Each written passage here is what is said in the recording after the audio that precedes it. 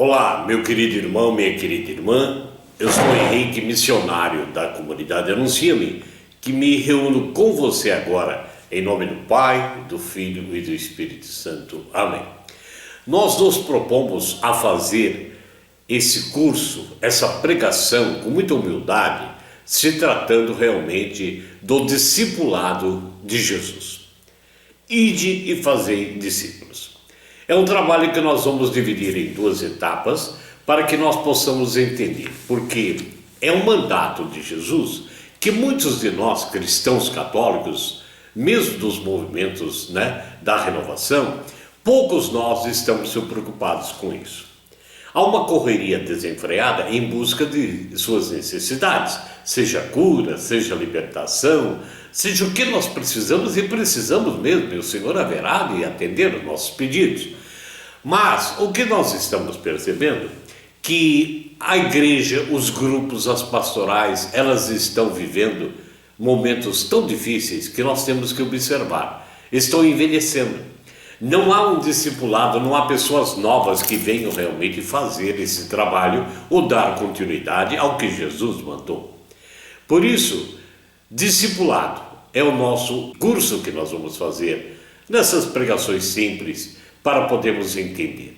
Espero que você aprecie muito, envie também para outras pessoas para que possam aproveitar esse momento de um ensino maravilhoso que Deus vai nos dar. Discipulado. Vamos então tomar a Sagrada Escritura em Mateus, no capítulo 28, versículos 18 a 20, para nós destravar do nosso coração, entender o contexto do que Jesus diz nesse trecho. Mateus, capítulo 28, versículos 18 ao 20. Vamos juntos. Mas Jesus, aproximando-se, lhes disse a quem? Aos discípulos que estavam com ele: toda autoridade me foi dada no céu e na terra. E depois, e ensinai a todas as nações, batizando-as em nome do Pai, do Filho e do Espírito Santo, e ensinai-as a observar tudo o que eu vos prescrevi.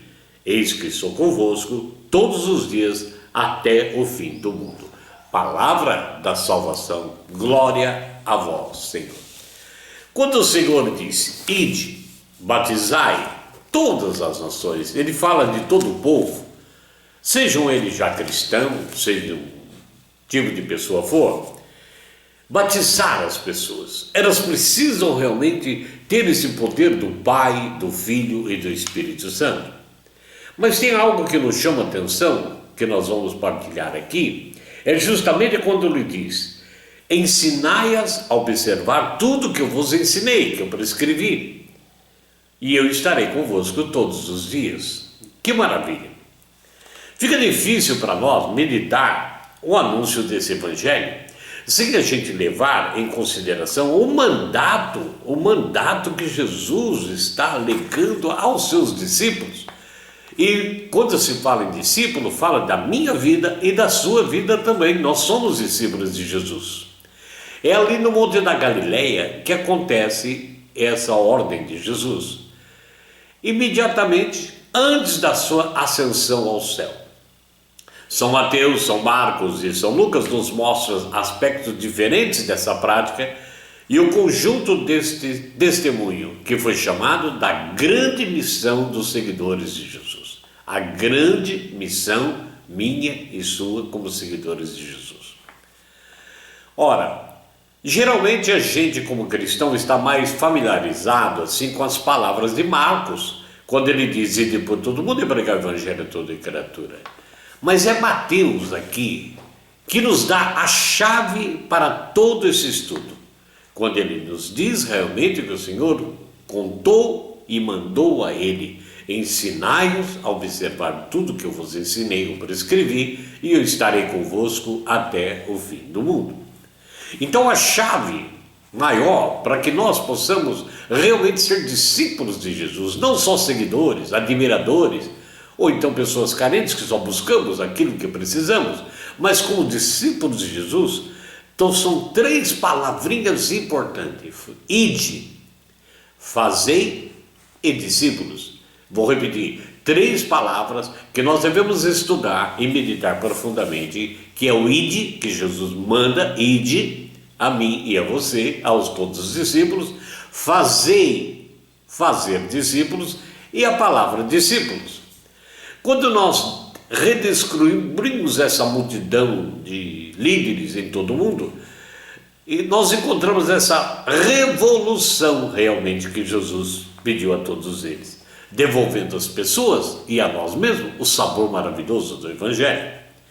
É assim que encontramos essa palavra traduzida na maior parte das versões do Novo Testamento, não obstante que alguns tradutores tenham dito de outra forma. Ora, vamos então entender realmente o que significa para nós o ide. O ide que Jesus está dizendo, que é a primeira palavra, Jesus não fala fiquem, chamem, ele diz para nós irmos. Essa palavra ide, né, não é indo, ou seja, indo, saindo do lugar, saindo do comodismo, do nosso quadrado. E há um outro ponto essencial, que essas duas expressões, ide ou indo, realmente coincidem, conotam uma ação de todo discípulo de Jesus. Essa atitude, ela revoluciona completamente o conceito que geralmente se tem. Em lugar de nós queremos atrair as pessoas aos nossos lugares, às nossas reuniões, nós devemos então executar uma reviravolta e aprender agora, levar a reunião até aonde estão as pessoas. Isso é o ide.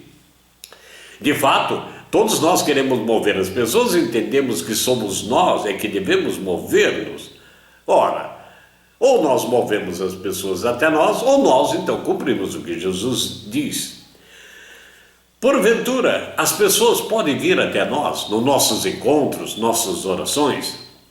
Acaso não foi eu e você, não fomos nós que fomos preparados por Deus, através de Jesus, para ir até as pessoas?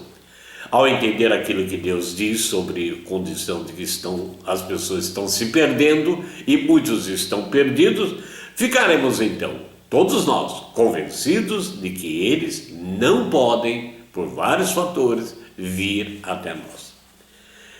Então, 3 coisas é importante a gente meditar, o porquê eles não podem vir até nós.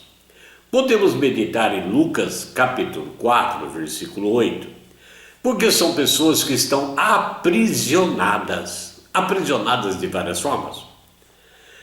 Em 2 Coríntios capítulo 4, versículo 4, traz uma outra característica a respeito do que as pessoas não podem vir até nós. Elas estão cegas, elas não veem ainda aquilo que precisa ser visto. Ou então, em Efésios capítulo 2, versículo 1, porque elas estão mortas espiritualmente.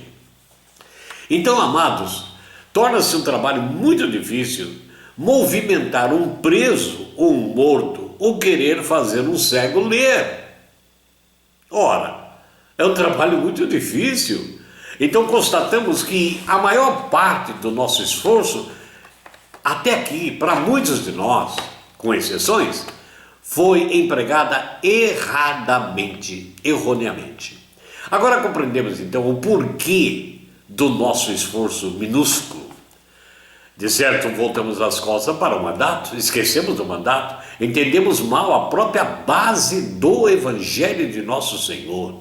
Já no primeiro passo nós erramos e perdemos o sentido da nossa rota. Temos que encarar isso. O fruto que dá significado ao nosso trabalho foi a exceção e não a regra. Foi como que pescar com a mão e não com o anzol e com a isca. Ou então, como aqueles que lançam o anzol na praça e não no mar. Pensa nisso. É assim que nós estamos fazendo. Vamos então pensar assim, que a gente fala, venha para o nosso encontro, venha para o nosso louvor, venha para o nosso congresso, venha à reunião, venha estudar, venha fazer isso. Nós convidamos as pessoas, é claro. É um conjunto, para que a gente traga até a pessoa, venha ver tal pregador. São as coisas mais clássicas e desgastadas de frases minúsculas que estão acontecendo, que nós estamos lançando no ouvido das pessoas, sem pensar que elas não podem vir. e que o Senhor tampouco nos mandou obrigá-las a vir até nós. É outro lema, é um mandato. O plano de Deus não mantém relação alguma com o nosso plano. Vamos admitir e aprender a regra. Aquele que é livre vai ao encontro do cativo. Se eu tenho uma certa liberdade, eu vou ao encontro dos que estão aprisionados, como nós falamos. Aquele que recobrou a vista, vá até o cego para ajudá-lo a abrir os olhos da sua fé. Aquele que ressuscitou tem uma nova vida no Espírito Santo, vá até aquele que está morto para ajudá-lo a ressuscitar.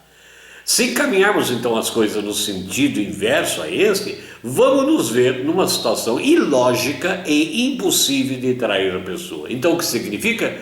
Nós estamos dormindo, seguimos sonolentos a multidão, o volume, o costume. Ora, não estamos ouvindo o Senhor. Estamos fazendo algo ao contrário, por isso não diz. Em João 15,16 está escrito: Ide, eu vos escolhi a vós e destinei cada um de vocês para ides. Mas o Senhor Jesus, na sua palavra, não apenas nos disse que devemos ir, mas também nos deixou muito claro que o exemplo disse: os pés de Jesus se movimentaram incansavelmente de um lugar para o outro. Ele ia de um lugar, encontrava um pecador ali em frente, olhando para ele, cara a cara, como o cego de Jericó, o leproso. E depois ele dizia: vinde a mim. Não era para vir para ele, mas vir para a sua igreja, para a vida nova que ele chamava. O Senhor pregava nas ruas, o Senhor falava nas praças, em qualquer lugar público deste mundo. Desse modo, então, nós notamos que o Evangelho chegava aos ouvidos dos pecadores e no mesmo lugar que eles estavam. Eles não iam até Jesus, Jesus ia até eles. Ora, podemos então esperar que especialmente alguns assistam nossa reunião, mas isso nunca poderá servir como base à evangelização se desejamos a bênção e a aprovação do Senhor. Daí nós podemos dizer: quem deve ir? A pergunta é essa: quem deve ir? A palavra encerra uma outra consideração de uma maravilhosa importância.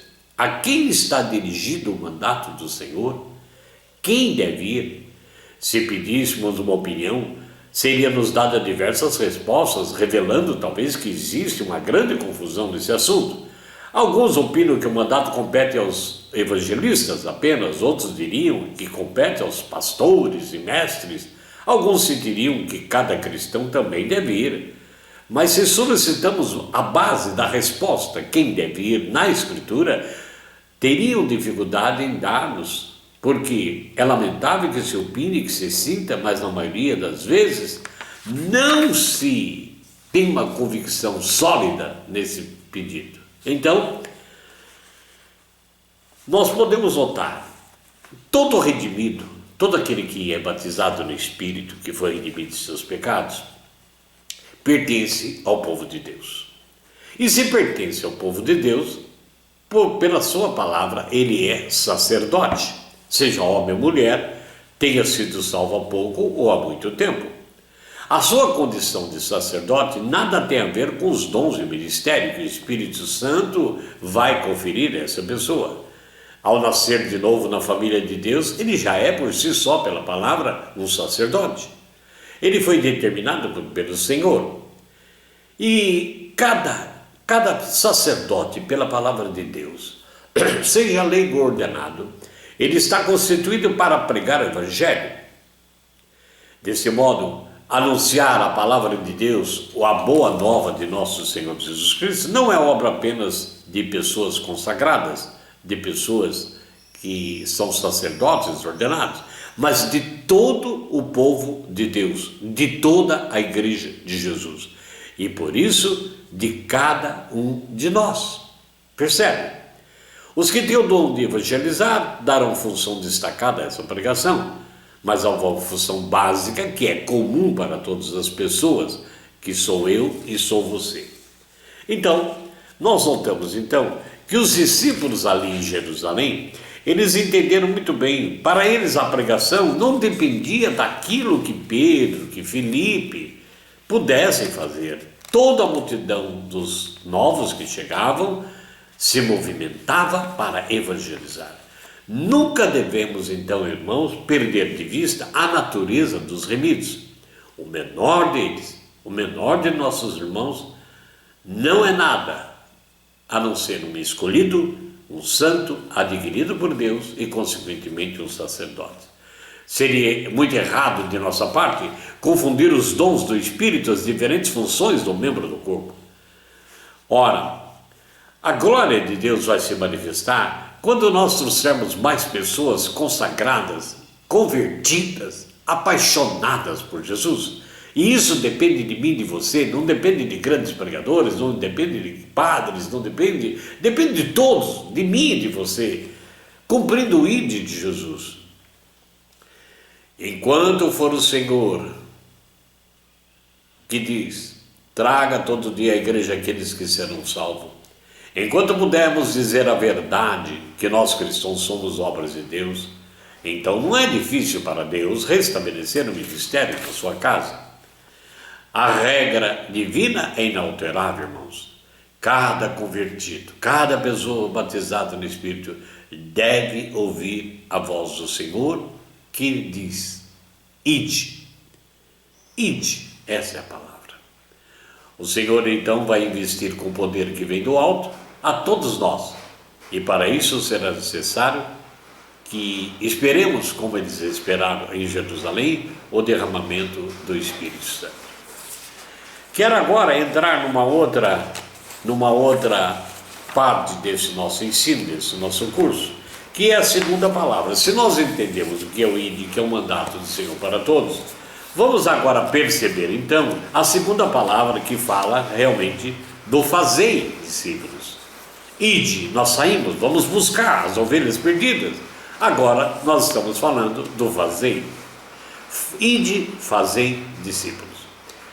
Se nós conseguimos considerar e entender os princípios básicos do ID, agora então vamos perceber o que é que está escondido dentro dessa palavra fazer.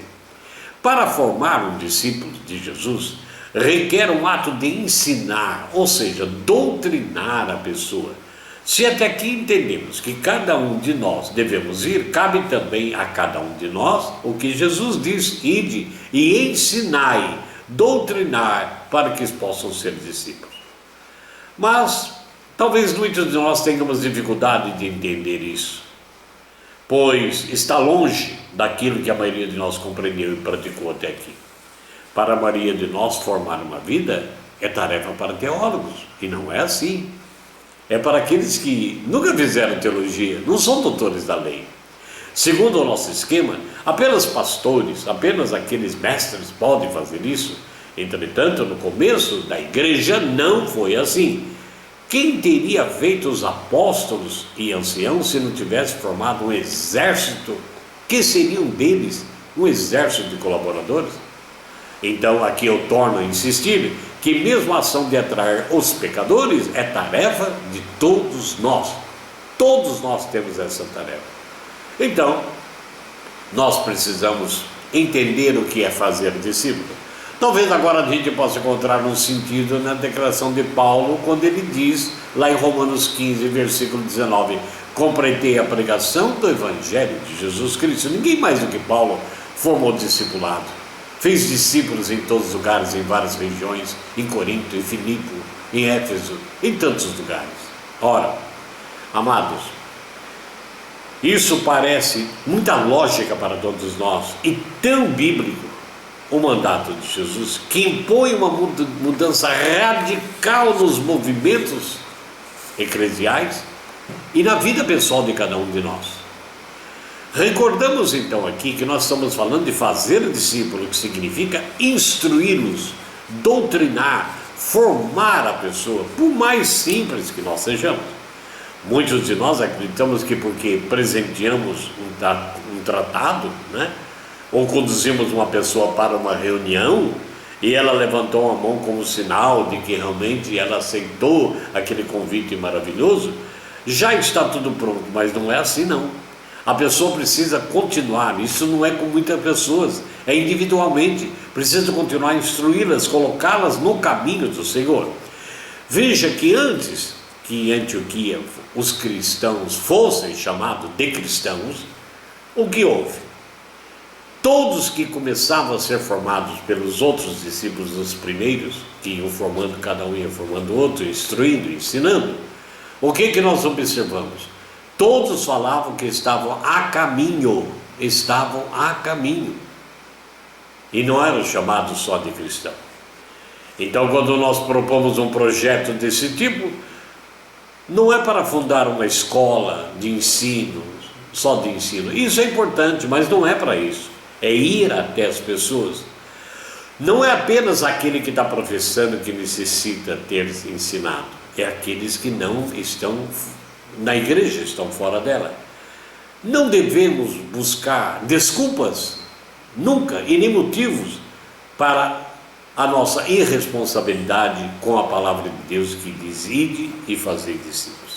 Ora, meu amado, cada pessoa que realmente é convertida declara na verdade: não posso por mim mesmo, mas posso com a graça de Deus que me capacitou a fazer isso. Você pode, eu posso. Entenda isso.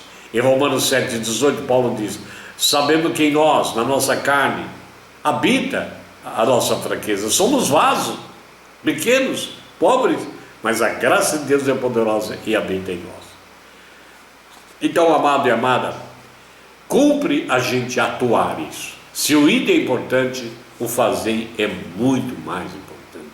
Porque se eu vou até uma pessoa, eu vou ensiná-la, instruí-la na doutrina, no caminho de nosso Senhor, ter uma experiência pessoal de Jesus. Não adianta rezar só para as pessoas, a pessoa tem que ter uma experiência pessoal de Jesus Cristo na sua vida. Temos que entender isso. E às vezes a gente quer fazer discípulos para nós mesmos. Ora, nós voltamos à conversão de Saulo, um exemplo maravilhoso nesse caminho para Damasco, em Atos 9, de 1 a 7. Quando a voz diz: por que Paulo grita quando ouve aquele estrondo, ele cai do cavalo? Jesus dizendo para ele: Saulo, Saulo, por que me persegues? Quem sois, Senhor? Eu sou Jesus a que persegue. Senhor, o que quereis que eu faça? Levanta-te, olha a ordem do Senhor, entra na cidade e lá vai ser dito o que deve fazer. Notamos que o Senhor então não contesta a pergunta do apóstolo Paulo, aqui Saulo, nem dá explicação nenhuma do que está acontecendo, dá somente uma ordem: entre em Damasco e ali dirão o que deverá fazer. Em seguida, Jesus então aparece a Ananias lá em Damasco e dá explicações que necessitam uma ordem de ir à casa onde morava Saulo para devolver a ele a visão e para que ele ficasse cheio do Espírito Santo. Porque era tão importante a intervenção então de Ananias, não teria sido mais fácil se o próprio Senhor tivesse feito o que ele mandou Ananias fazer? Porque encomenda a um homem a tarefa de ir, se ele já estava há 3 anos fazendo isso? A resposta é a mesma. Somos nós que somos considerados, nós somos encarregados de levar o Evangelho, de orar pelas pessoas e colocá-la no caminho de nosso Senhor Jesus Cristo. Alguns de nós queremos salvar a responsabilidade, que é o Espírito Santo, como diz a palavra, que vai convencer do pecado, da justiça. Isso é correto, é verdade, é palavra. Mas o que não está correto é conceber a obra do Espírito Santo separada da nossa missão na igreja. Tal obra não concorda com a Sagrada Escritura. O Espírito não move separado das pessoas, ou seja, da igreja. Ele caminha, mas são os nossos pés, os meus pés que se movem. Isso porque nós somos o corpo e a boca do Espírito Santo. Entendeu? Nada, aliás, nossa falta de fé, de submissão à vontade do Senhor, à vontade do Espírito, é que realmente está detendo, impedindo de chegar essa verdade a muitos corações. Então, meu querido e minha querida, alguém poderá dizer, não era o Senhor que ajuntava outros a caminho da salvação, em Atos 2,47? Sim, é verdade. Mas se pensarmos que ele o fazia como uma obra separada da igreja, voltamos ao engano. É um conceito errado pensar que a igreja de Jerusalém celebrava reuniões de oração, enquanto o Senhor andava em todos os lados anunciando o Evangelho. O correto, então, seria aceitar os fatos, tal qual, registrados com abundância de palavras e exemplos. Era a igreja que se movimentava e pregava a palavra em todos os lugares. Como resultado disso, o Senhor dizia e fazia, ajudava outros a caminho da salvação. Então, meu querido e minha querida, aqui está o nosso primeiro momento. Ide e fazei. Voltaremos à próxima aula para entrar no terceiro momento daquela palavrinha, discípulos. Eu e você somos discípulos de Jesus. Não esperemos as pessoas virem. Talvez até convidemos, talvez a gente até faça um grupo de pessoas, mas depois temos que fazer discípulo individualmente. Que Deus te abençoe, compartilhe com mais pessoas e entre em contato conosco com qualquer dúvida. Que Deus abençoe. Em nome do Pai, do Filho e do Espírito Santo. E até a nossa próxima aula.